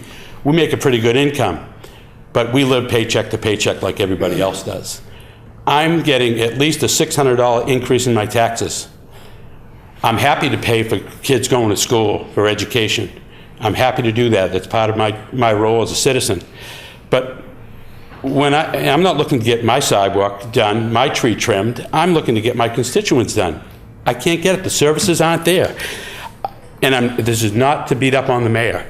There's a lot of good people who work for the city who, when they get to repair a sidewalk, people come up, what about my sidewalk? And these sidewalks are in terrible shape. Granted, we just budgeted $3 million to do street paving. Through however, we got a late start, whatever, the streets are going to be a mess this winter, and the ones that haven't been second paved. But we're concentrated on the side streets. The main streets are deplorable. If you come down Essex Street, is that the way we want to treat people coming from where Jerry's department store used to be? I mean, every bit of that is dug up. That's what we pay our taxes for, basic services. This park, I did an analysis, most of you have read it. It's going to cost us $2 million. The interest rates have gone up, they're not gone down. So the cost of borrowing is going to increase over 20 years. And the lost tax revenue was very conservative. It's going to cost us $9 million over 20 years to have that park. That's without an ice skating rink that we've talked about. I mean, it'd be wonderful to have that. Salem can't afford it.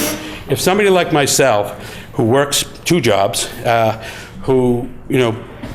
my wife works as well, if we're struggling, how can other people afford these tax increases that we're going forward with and not have any services? The people on my street in my neighborhood aren't going to be going down to this park. They're not going to be kayaking in that river. They're going to be trying to hang on to their house so that they can pay their taxes. But just be aware of this national election, what people were saying. They're fed up. They're fed up. You have taxes, everything that moves is taxed on. The mayor alluded to having the funding. The reason I brought that up is I spoke to the state senator. There's no funding for this program as of yet, and there probably will not be any funding. How you can make a telephone call on a Thursday afternoon and get a commitment for $750,000 for a grant for 2018 is beyond me. The mayor's very diligent in what she does. She works very hard. We all know she's dogged. If she has something on her mind, she's going to work hard to get it. Now, it's up to the people of Salem to decide if that's good in all things that she approaches. That's up to them. But if you think that your constituents are happy about the level of services, I think you need to think again. I called people because I felt that there were some serious questions. I called people and asked them what they thought. Most people aren't aware of it. They don't read the newspaper. It's up to us to represent them here, represent the taxpayers and what they can afford to pay. They can't afford this. We have Salem Hospital, Peabody Museum, Salem State, we have Kernwood Golf Course, we have Salem Woods, all areas that we don't have tax revenue. Taking a look at Winter Island, is that something that we should be proud of as one of our parks? The Salem Willows, I mean, it's a nice place to go, but it's fraught with problems. I would venture to say that the Ward 1 Council has a list of improvements they'd like to have. Certainly money from the revenue of the tax, of the parking meters to be reinvested in the Willows.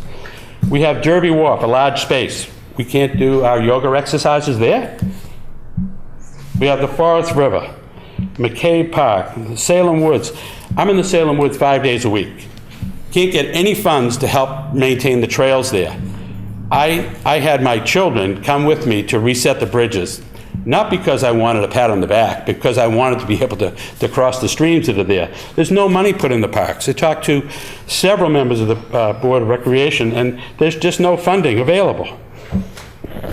Hickman Park. These parks all have access to the water.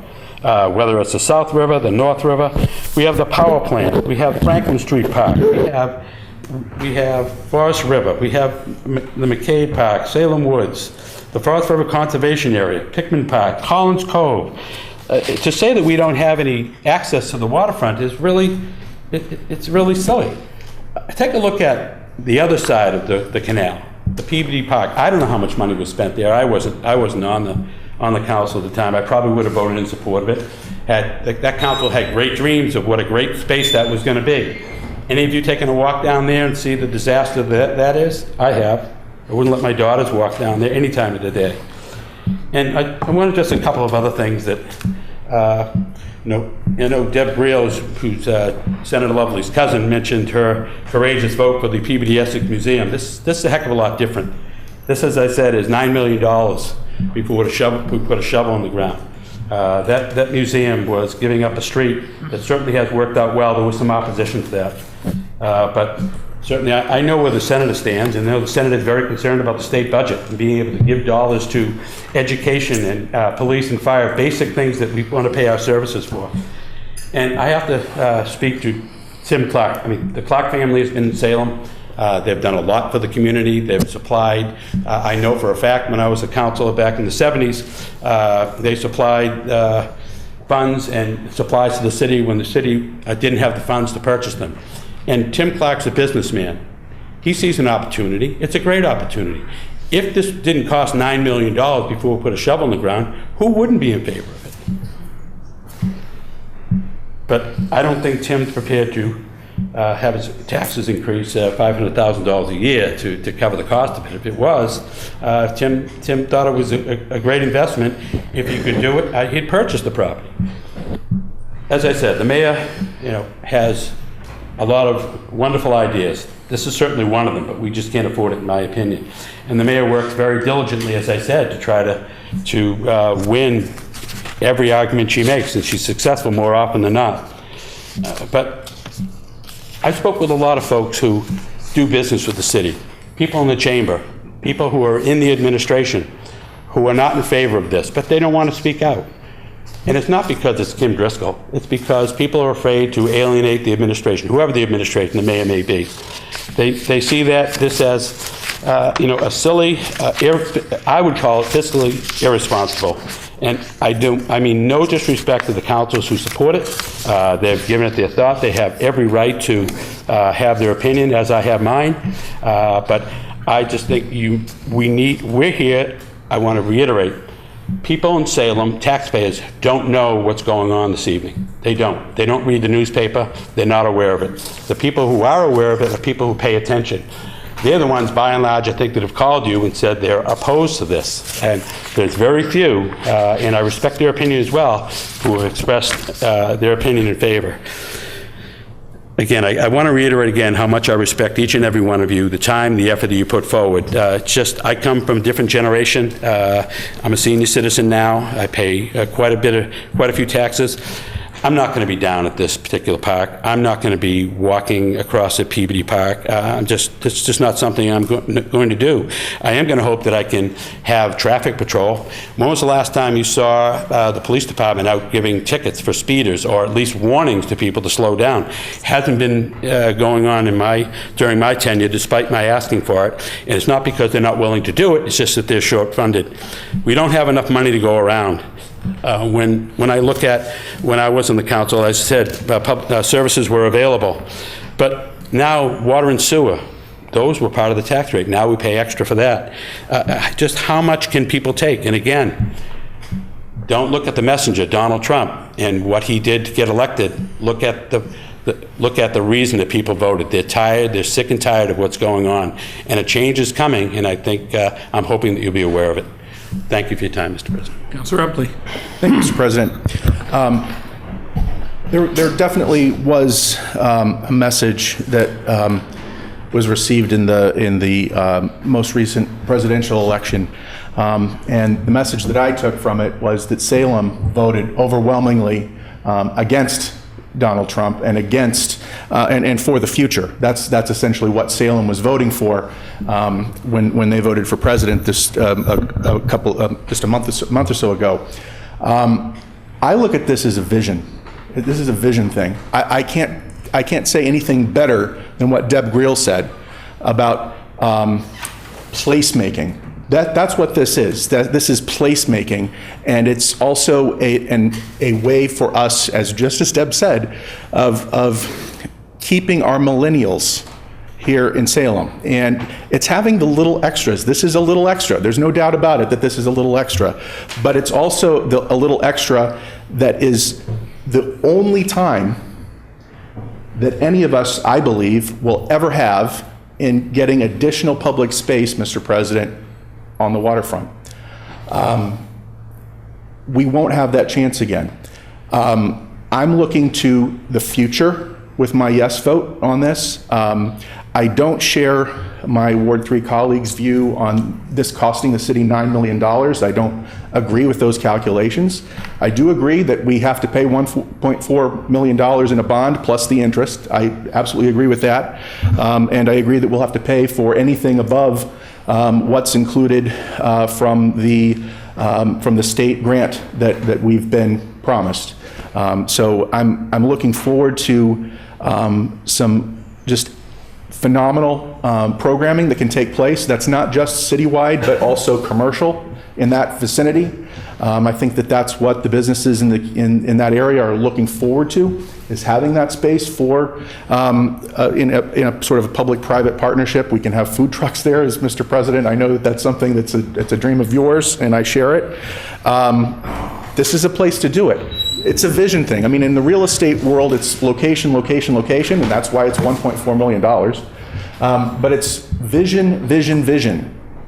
That's what we are charged with tonight, is are we willing to vote for vision or something else? Councilor Ryan. Thank you, Mr. President. I grew up in the Salem parks. I went to McGlue, Cabot Farm. My mother and father met as park instructors in the late 40s, early 50s at Gallows Hill. My father was on the park commission. I don't know if he was on with Dr. Curtin, but I know he was on for a while, mainly probably for the Salem Legion baseball, which Palmer Cove, I spent a lot of times there, keeping score, playing. I worked for the park department in the summer times for about 6 years. I've worked at Kernwood Marina, I've worked at Forest River, Mack Park. I've picked weeds out of the overpass. I've painted guardrails. I've done all the maintenance that's not getting done. And I see it because I did it when I was growing up and working for the city. And I know that's a problem, and I always bring it up to the mayor. I coach Little League, and Little League has problems with fields being done on their side, and Little League spends a lot of money on the fields and what the city should be paying for. And they don't have a problem with it because they know the city doesn't have the money. When this first came in front of us for the CPA, there was no way I was going to vote for it because the CPA, the bonding would have restricted that land. We could never, ever sell it. Plus, it wouldn't give the people, the opponents of the CPA, a chance come the 5 years if it wants to be repealed. It didn't give them the shot to do that, and I wasn't going to let that happen. The CPA is a whole nother issue. I'm not going to get into that. There's good things and there's bad things. The way it's the funding, I just don't think is right. I think the whole point of it is good, but funny, but that's besides the point. Back to the parks. This is a tough decision. So when I was at the Wreaths Across America ceremony on Saturday, I figured I was at Green Lawn. I was like, you know what? I'm going to go talk to a couple people that aren't with us anymore, just to think through this. So I went and I visited Councilor O'Keefe's grave, and then we went over to St. Mary's. I visited Councilor O'Leary, my father, and my grandfather. Sorry. But those are the people that influence me and make my decision. It's just a tough decision. I'm going to vote for this because there's no restriction down the road. If this doesn't work, the city can't sell it. I like how Councilor Lovely did all his research. He made this decision difficult because he brought all those points through. As far as services, back when he was a councilor, that was before Prop 2.5. There was a different era time. There was a lot of money, paid a lot of taxes, hence that's why Prop 2.5 happened.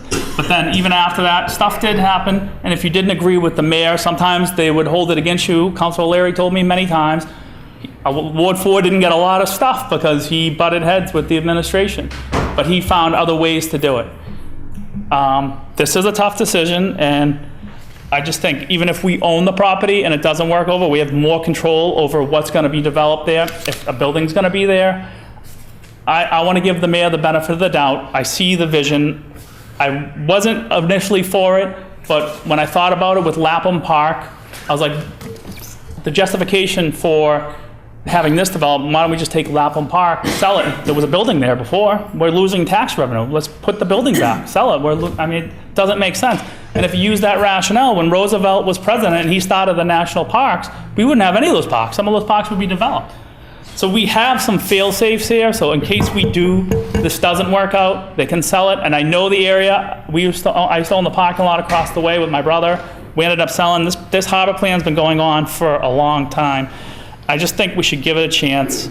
And things just stick in my mind when I was in college, driving back here for Halloween with my friends, and we'd come down North Street, and my friends would always say, I thought Salem was on the water. Where's the water? And it just sticks in my head. And I know where it all is. It's over here. I mean, we have the Willows, you have Forest River, you have Winter Island. We have a lot of great space. I mean, this will just give us another connection if it works. If it doesn't, then we're not stuck. We own it, we control it. We have more control over what's going to happen in the future. As for this whole process, I don't like how it's happening now. I didn't like how we were trying to vote on it when all the council wasn't here. And I told you, I said, I'm not going to vote if all the council's on here. It's not fair for everyone here. And that's hence why we're here now. We could all meet. It's tough. We normally don't have a couple meetings in December. I almost to the point where I was like, we should just go back and have regular meetings. Why are we taking these off if we're not going to have one meeting in November, one in December? It's not fair at the end of the year to do this to us. But it is what it is. It's life, and we have to make a decision. And I'm willing to give it a shot because there are some fail-safes in there. I think it's going to work, but if it doesn't, we can still go back on it. And it's not a true park. A park is an act of the legislator, and that needs to be there's a lot of control when it's like that, but as long as that restriction's not on there, I don't have a problem with this. Thank you. Thank you. Any further discussion? Councilor Lovely. Just want to let you know that 1980 Proposition 2.5 came into effect. I was on the council through 1984, and it was the same level of services that were available. So just for your knowledge. Councilor McCarthy. Thank you, Mr. President. I want to echo some comments I mean, obviously, I have the utmost respect for everybody in this room, my colleagues, those constituents, those residents who keep us on our toes, that send us the emails. Everyone has an opinion, everyone's entitled to opinion, and yes, we do represent those people who vote us to sit in these seats. And it's something I have had the pleasure and honor of doing for, starting next year, will be 10 years, and it's something I don't take lightly. I am humbled to serve on behalf of my constituents, and when you get emails, you read them. If they're not from your constituents, or you're CC'd, or you're not, you read them and you sometimes acknowledge you've read them, or if they're directed to you personally, then you respond to them. And I've tried to respond to those. Most recently, I was at a neighborhood Christmas party, and I had two members of my neighborhood come up to me and talk to me about this very specific issue. And I took the time to explain to what my rationale was there, and one of them looked right at me and said, well, if you explain it that way, it makes total sense to me. And I had another who had other concerns, and they said, I understand what you're saying, but I still don't think, as has been expressed here, that we can afford it. And we parted ways, still neighbors, still friends, with the understanding that we weren't going to agree on this one. And that's sometimes what happens in this room and in life, that you sometimes don't agree with everybody, but you move on. This one, as was stated earlier in the very first meeting, one of my colleagues said, I've never seen Councilor McCarthy so passionate about something for a long time. And I appreciate those comments, and it's because I do take what we do, every single one of us in this room, very passionately in what we do.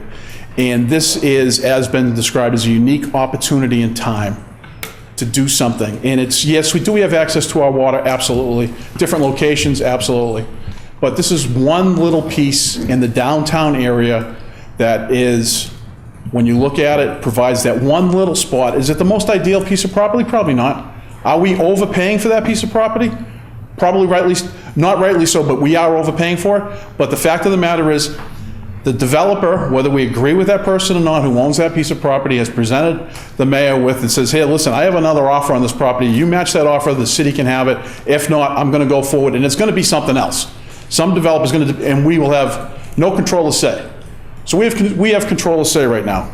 And when, other areas of my ward are brought up in discussion relative to this, I will say that yes, the meter money from the Willows, Dr. Curtin was on the Park and Rec Commission at the time when we put the meters in, I believe, or soon there right after he was on. All that meter money goes back into the park. Whether people realize that or not, the 25 cents an hour that you pay, and the Park and Rec Commission has been after me for years to raise that money. And I'm like, hey, I don't want to start charging Salem residents more money for parking down when they want to go get a, the rationale is that 25 cents an hour goes directly back into the park, went back into the bathroom improvements, the gazebos, the new roofs, the list goes on. Most recently, when you talk about grant funding, the Fishing Games is going to come up with money to redo the Salem Willows Pier. It's been ongoing discussions for the last probably six to 9 months, and the fisheries were working on some plans in order to upgrade the pier, because anyone who knows who's been involved with the Salem Willow Pier, who's been in this room for a long time, knows that every other year it seems we get a nor'easter that blows in just the right way, the waves go up at the right time of tide, and every single one of those planks on that pier gets lifted up. And we're talking about spikes that are about this long. The waves bash at the bottom and lift that up. So now we're talking about redoing the whole pier with grant money that hopefully will be done. When I look at this, I broke it down to its basics. Do I think we're paying a lot of money for this piece of property? Yes. But is the return worth more than that?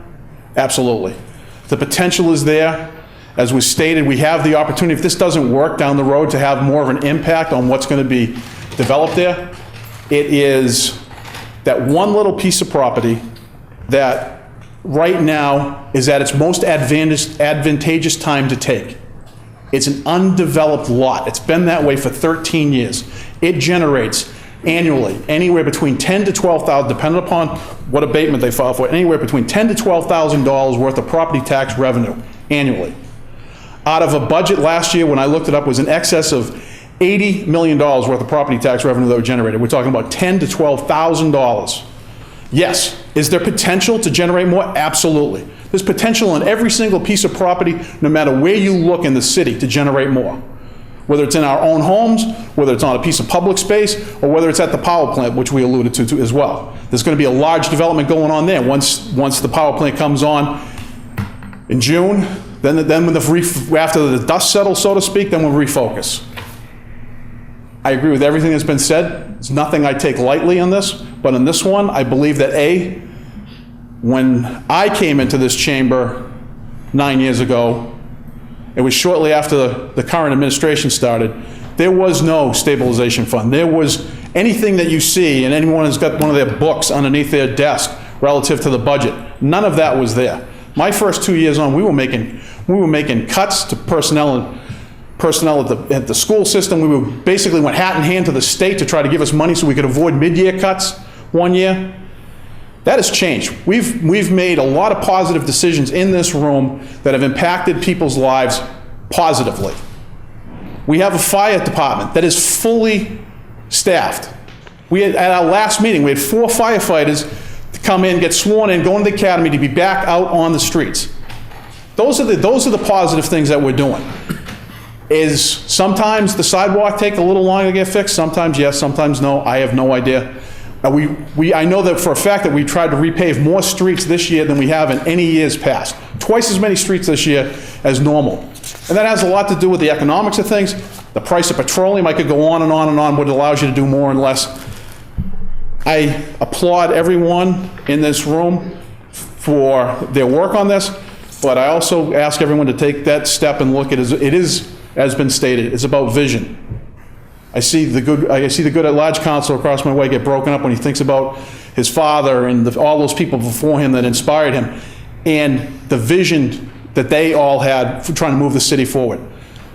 I think that this would be a positive thing for everyone down the road. And when you look at it, I think it's something that, because of the financial way we've shaped ourselves over the last 8 to 10 years, we have the ability to move forward with that without sacrificing other services.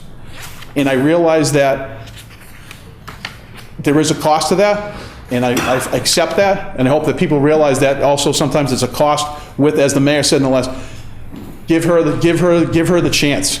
Give her the opportunity to go out as she works with the planning department, to go find all those dollars at the state level. And yes, I understand those state dollars are also tax dollars. I understand that. But the fact of the matter is that we go after them because we're eligible for them, and we do get those. And as someone stated earlier, when I first came on, Lake Mary was down at Blaney Street. When you drove in there, that was after the Mackeys had it, and then the power plant got it, and then we as a city took it over. There were divots that you could drive a truck into. They were like canyons in there. And what that has been transformed by the vision of this body back then to pursue that and allow the mayor and the administration and the planning department to go after those grants for those Seaport bond money and all that. And you drive in there and you see what it was from 8 to 10 years ago and what it is now. And granted, this is a little piece of Salem, but the potential to open up that waterfront for everyone who's downtown, who, as was stated, has no idea there's a river there, is potential, and there's vision, and that's what we're talking about tonight. And I would just, encourage everyone to move forward with a vision. I will be voting yes for it tonight. Any other members care to comment? Councilor Sargent, so you haven't spoken yet. Oh, thank you, Mr. President. It's not an easy vote, but I'm not in favor of this for a couple of reasons. Mostly it comes down to basically, what we want versus what's fair, and what we can afford to buy and what we can afford to maintain. And if you look at it like a family, we got to make those decisions at home too. We got to decide what kind of house we can afford, what kind of car, where we can send our kids to college, and they aren't easy decisions. But another thing I look at is the city ordinance and the state law. It says we're not supposed to pay 125% more than the value of something for what it's taxed at, its tax assessed value. And this is almost 4 times the tax assessed value. Yes, we can do a friendly eminent domain. Of course it's friendly. If you wanted to buy my house for 4 times the tax assessed value, it'd be very friendly to me also. I could go buy another house and have 3 times the value of my house in my pocket. That would be the most friendliest thing you could ever do to me, and I don't think I could ever hit the lottery like that. It'd be a very good deal. And then that's not anybody's fault, that's what's proposed, but it just doesn't seem like the right thing to do. That city ordinance and that state law is there for a purpose, and like it or not, we're doing an end run around that. Eminent domain is usually something somebody doesn't want you to do. They don't want to give up their house. When we did the Bridge Street Bypass Road, many houses were taken by eminent domain. They weren't given 4 times the value of their house. They were lucky they got the assessed value for their house. And that's the way those things usually happen.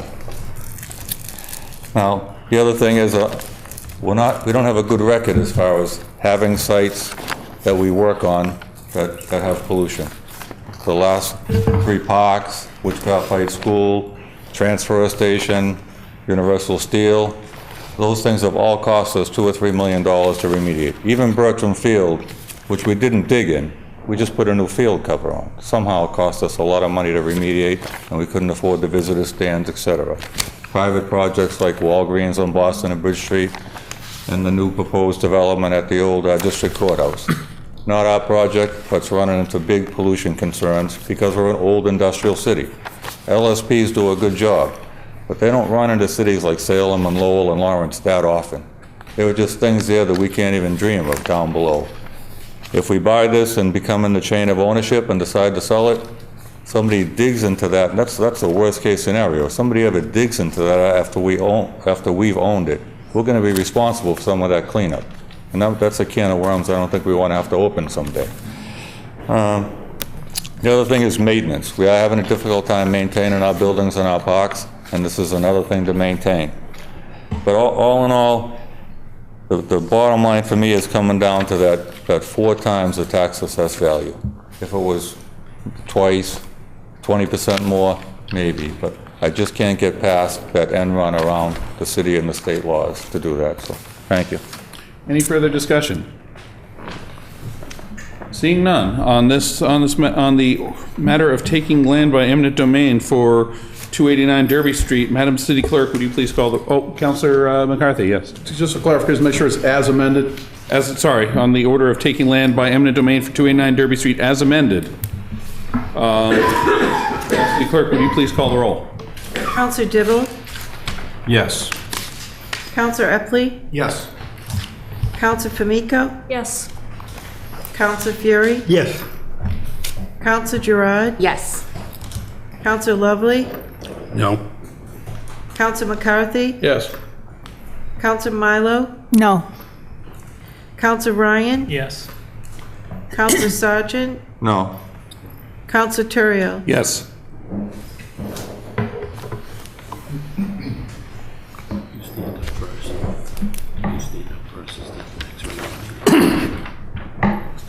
On the question of the order of taking by eminent domain for the city of Salem property at 289 Derby Street as amended, 11 councilors present, 11 voting, 8 in the affirmative, 3 in the negative. The matter carries.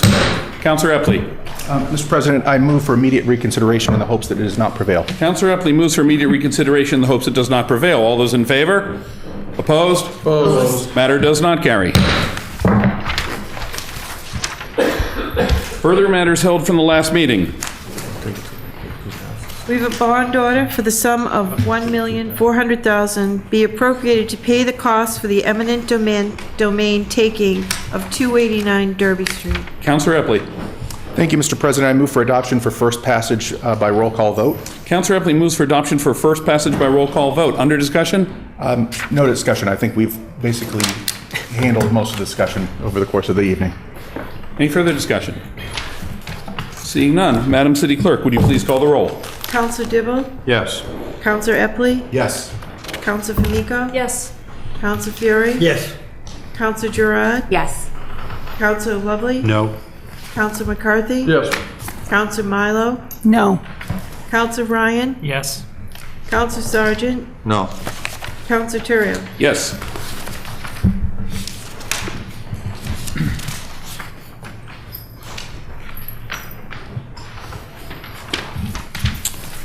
On the question of a bond order in the amount of $1,400,000 to pay costs for eminent domain taking of 289 Derby Street for first passage, 11 councilors present, 11 councilors voting, 8 in the affirmative, 3 in the negative. The matter carries. Councilor Epley. Thank Thank you, Mr. President. I move for immediate reconsideration in the hopes that it does not prevail. Councilor Epley moves for immediate consideration in the hopes it does not prevail. All those in favor? Opposed? Matter does not carry. Further matters held from the last meeting. We have an order that the sum of $100,000 is hereby appropriated within the CPA General Fund for fiscal year 2017 to the CPA 289 Derby Street Design Costs account. Councilor Epley. Mr. President, I move for adoption by roll call vote. Councilor Epley moves for adoption by roll call vote. Under discussion. Very briefly, Mr. President, given the last two votes, I would encourage all of my colleagues to vote in favor of this as in means of support for our Community Preservation Committee, have asked for an appropriation of $100,000 for the design of the property that we've just agreed to purchase. I would hope that my colleagues would do that, but I completely understand if they cannot. Any further discussion? Seeing none, Madam City Clerk, would you please call the roll? Counselor Dibble? Yes. Counselor Epley? Yes. Counselor Famico? Yes. Counselor Fury? Yes. Counselor Gerard? Yes. Counselor Lovely? No. Counselor McCarthy? Yes. Counselor Milo? No. Counselor Ryan? Yes. Counselor Sargent? No. Counselor Turiel? Yes.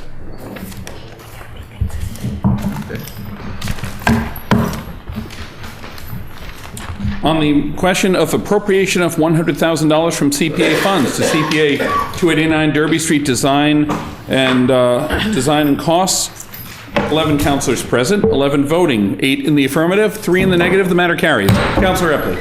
Mr. President, I move for immediate reconsideration in the hopes that it does not prevail. Councilor Epley moves for immediate reconsideration in the hopes it does not prevail. All those in favor? Opposed? Opposed. Matter does not carry.